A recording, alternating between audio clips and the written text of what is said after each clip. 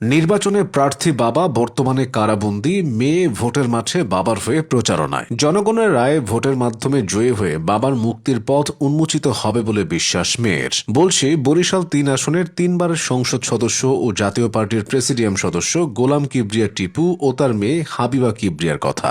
বরিশালের বাবুগঞ্জ ও মুলাদির হাজার মানুষের আপনজন গোলাম কিবরিয়া টিপু। বারবার সংসদ সদস্য নির্বাচিত হয়ে এলাকার উন্নয়নে অসামান্য ভূমিকা রেখেছেন তিনি। শুধু অবকাঠামোগত উন্নয়ন না, সামাজিক অবক্ষয় রুখে দেওয়ার ক্ষেত্রেও তার ভূমিকা ব্যাপক। ২০২১ সালে জাতীয় সংসদের মতো জায়গায় দাঁড়িয়ে তিনি টিকটক ও লাইকি অ্যাপ বন্ধের দাবি জানিয়েছিলেন। বর্ষিয়ান এই রাজনীতিবিদ বলেছিলেন, এসব অ্যাপের মাধ্যমে অশ্লীলতা ছড়িয়ে পড়ছে এবং তরুণ প্রজন্ম ধ্বংসের দিকে যাচ্ছে। প্রতিহিংসার রাজনীতির বলি হয়ে মিথ্যা অভিযোগে এখন কারাগারে এই বীর মুক্তিযোদ্ধা। তবু মেয়ের কণ্ঠে ক্ষোভ না, আছে স্থির প্রত্যয়। এলাকার জনগণই ভোটের মাধ্যমে পারবে তার পিতাকে ভোটের মাঠে ফিরিয়ে আনতে।